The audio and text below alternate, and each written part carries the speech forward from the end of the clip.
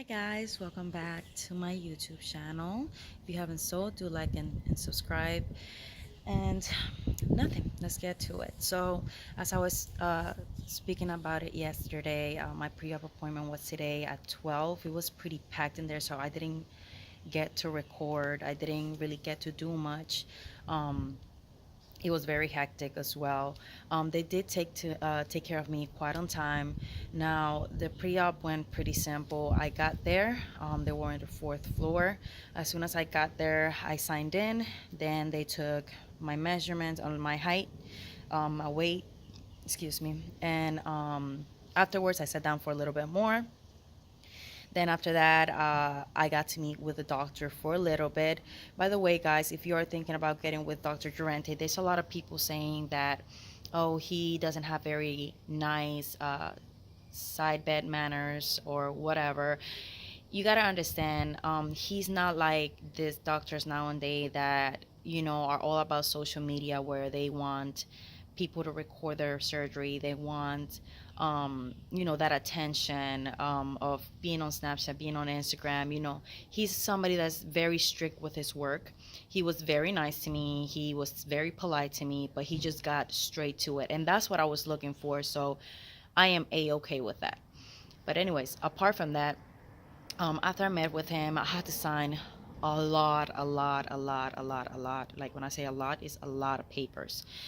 Um, then afterwards, of course, I went in uh, to get my before pictures taken. Now, when I met with my doctor, he asked me all of the questions that he is supposed to ask. If I think I'm pregnant, have I been pregnant? Am I allergic to any medications, etc. And then he pulled my shirt up, felt my stomach to see if how my skin was looking, if I had enough fat, and of course if I needed a tummy tug.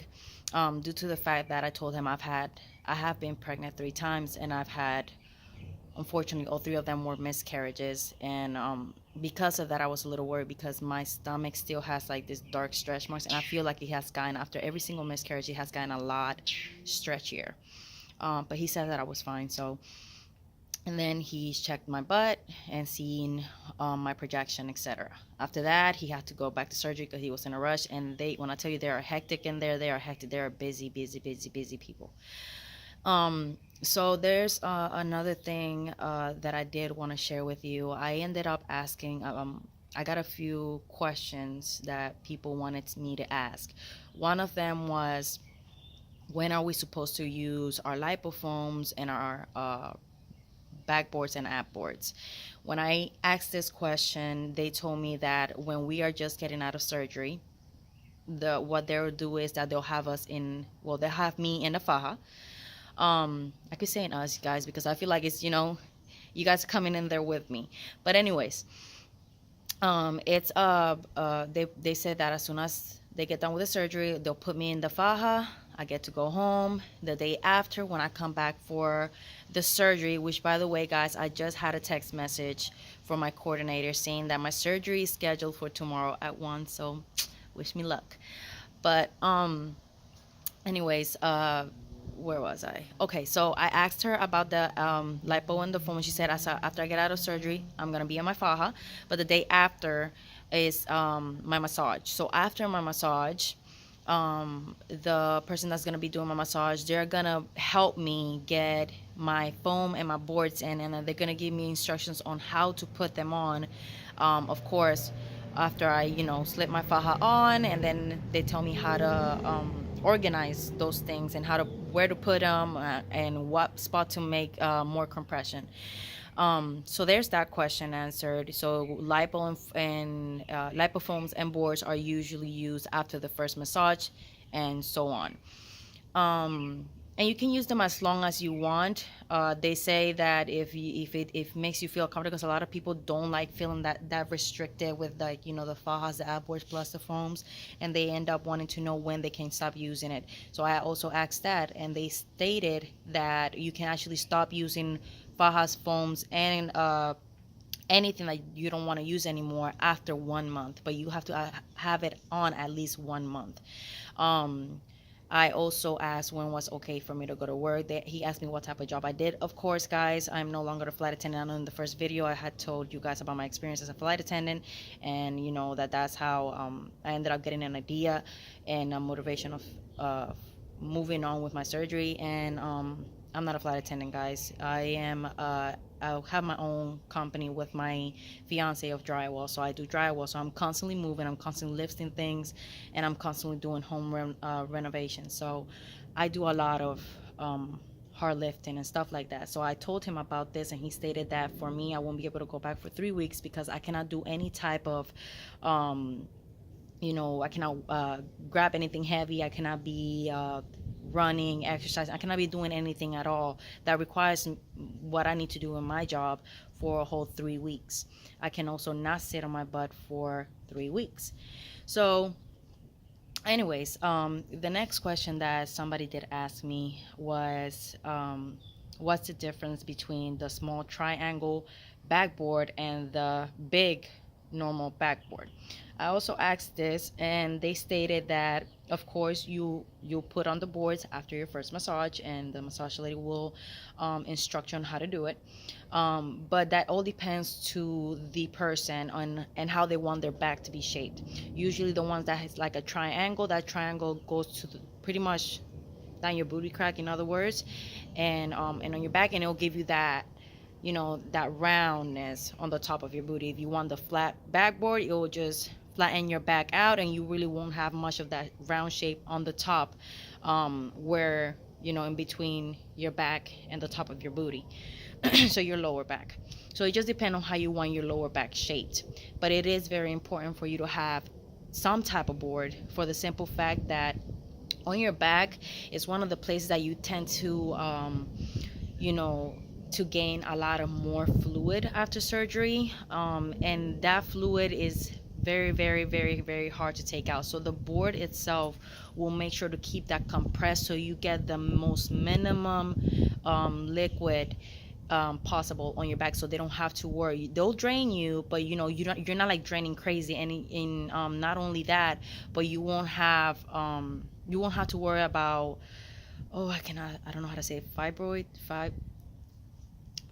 I think it's just period when you don't drain your liquids right, and it gets harder you get some hard lumps due to that. So in order to prevent that, guys, do wear your boards and have as much as compression, because compression is one of the main keys in recovery. Also, you need to know that the back, it is on the back, we have one of the most thickest skin we can have in our whole body. So if you was to get fibroids, or I don't know if I'm saying that right, guys, but if you was to get that on your back, those lumps, they'll have to inject you some type of things, and you have to go through sections, and it's more painful, and it's going to be even harder due to the fact that it's hard to inject the back, due to the fact that your back has a lot, the skin is a lot thicker than most of our body.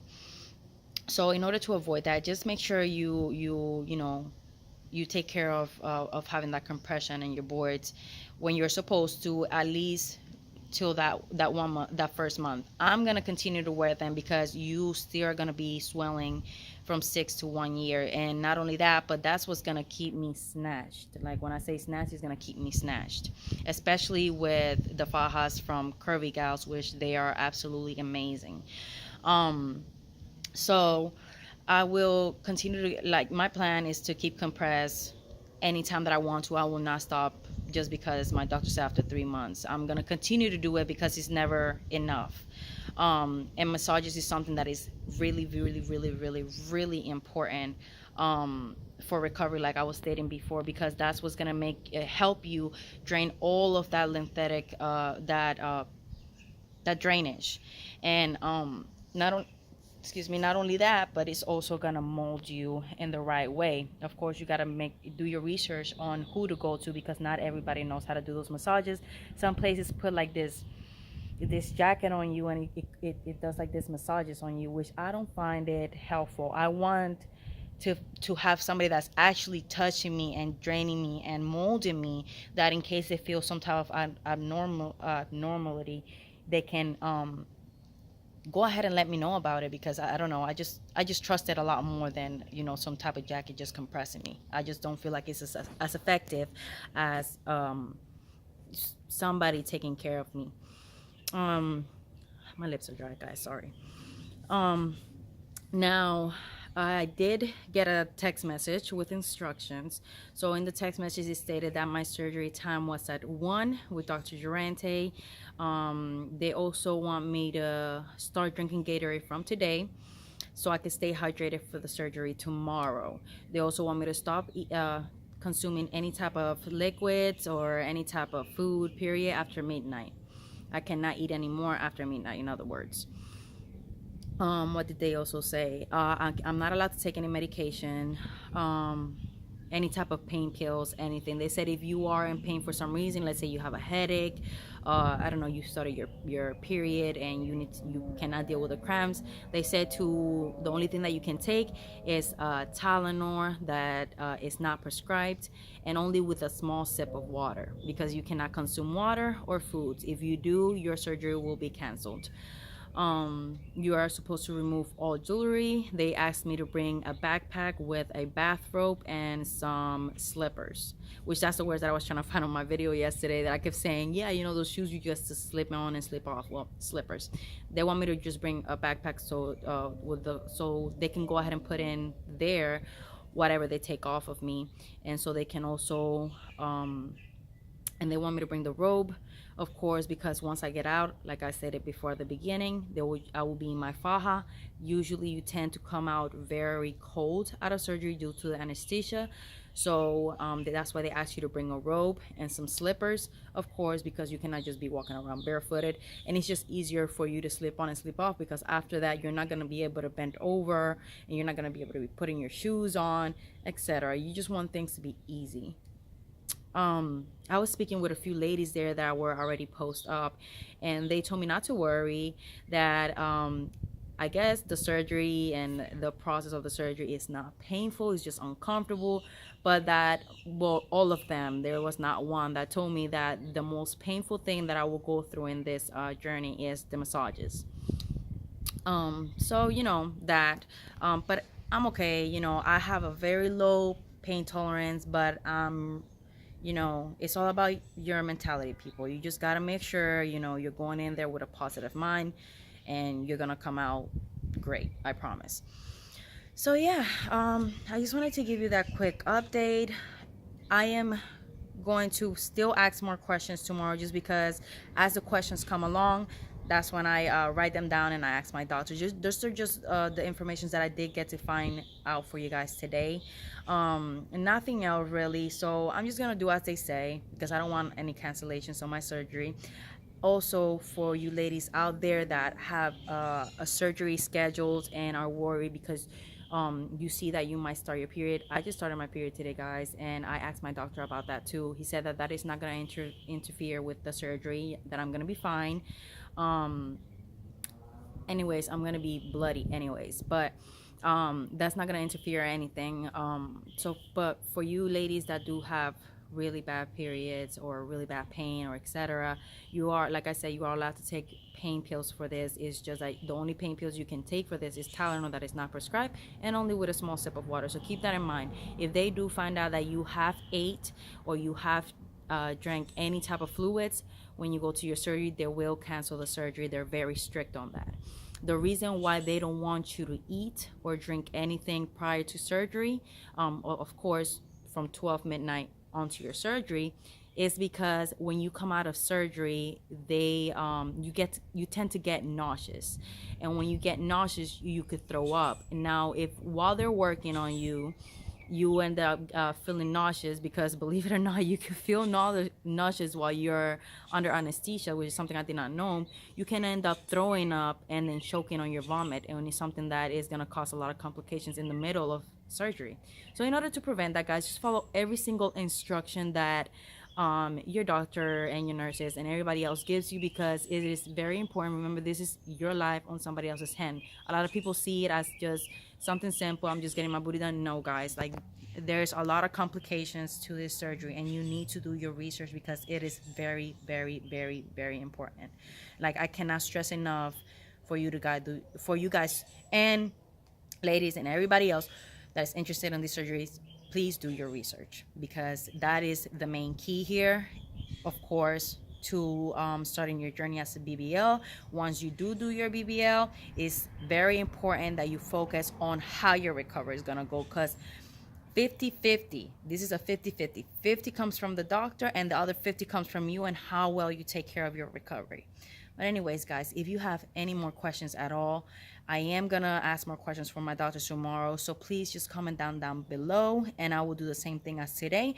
I will make another video with all the questions you guys want me to ask, and hopefully, if I'm not doing bad, I can go ahead and recover my process. I told you guys, like I said, they're very hectic, and I am not, it's so packed in there, I am not able to record, because that's just like, you know, they're constantly moving. Okay, next, all right, what's going on, what do you need, you know? So I don't got time to take out my phone and record. Plus, I don't actually think it's allowed, because I did think that there was a lady recording, they told her that she couldn't record. So, and don't take it personally, guys. It's just, you know, every place is different. Not everybody likes to be exposed, and it's just that simple. It does not mean that they're unprofessional. It's just part of how they work. So you have to respect that. You cannot complain about it just because they don't allow you to record. Don't worry about that small thing, those small little unnecessary pieces. Worry about who your surgeon is, if is he or she certified, do they do their job right, what is it that they're doing, you know, what results am I looking for. Those are the things you need to actually be researching. Okay, but anyways, guys, comment down below if you have any questions. Like I said, this is a channel that's gonna keep going on. Hopefully I can help many other people, not just with my BBL journey, but with the rest of the future videos that I got to come, which I'm hopefully gonna do a lot better. So if you also have any advices on how to do this YouTube channel thing, like I said, I'm open to any advices. I'm ready to learn, and I'm not doing this like how people say for, you know, I guess people do this for money. I'm not trying to do that, guys. Like I'm not in no need of money. I'm just doing this so I can help anybody out there that may need my help. I'm here to share my experiences, give advices, anything really that's helping somebody else. So that's what I want to do. And by the way, all of my videos on my BBL, I already decided all of my videos on my BBL are gonna be raw, unedited, just because I want you guys to see the truth. You know, that's how it is, that's how it's going to be, point, period, blank. And if I am able to record my massages, I will, just because that's one of the things I look for on YouTube, and almost nobody records their massages, like, and you know, their face expression, is it painful, and actually talk through it. And that's something that I'm very interested in doing. So hopefully after on my first massage, I will ask to see if I am able to record that, and I can take you guys on that journey with me as well. Anyways, guys, until next time, I love you guys, and thank you so much for your support. All of you have been so sweet, and thank God I have no negativity, and hopefully it stays like that. And even if it comes, you know, so what? I mean, that's just part of life. I actually don't mind. I'm still doing what makes me happy, and I don't care about anything negative. But anyways, guys, I'm about to get started on oh guys, before I go, I do want to let you know of how I'm actually gonna travel. A lot of people have to get on their stomach in order to come back to their recovery homes or their Airbnb. Me and my fiance actually decided to rent out a Dutch minivan, and what we're going to do is that we're gonna have an air mattress. We bought a twin air mattress, and we're gonna we put all the seats down, and he's gonna inflate it and put it on the back part of the minivan, so I'm gonna be even more comfortable. We already have the pillows and everything, and he's actually gonna be setting that up in a little bit. But yeah, that's just, keep that in mind, that if you are thinking about renting a car, do rent a minivan. And if you're coming with somebody, of course, that is older than 21 and is able to take care of you and have that strength to do it, because sometimes you won't be able to get up on yourself, and you're gonna need somebody to literally carry you like a baby. So yeah, that's how I'm gonna be traveling. We have that air mattress in the back of the minivan. I'm gonna be coming back, laying on my stomach, and I'm just gonna be comfortable the whole way, guys. You gotta make this journey as comfortable as possible, so keep that in mind as well. Anyways, guys, until next video, I love you guys. Thank you so much for the support. And if you haven't so, do like and subscribe. Until tomorrow, love you guys.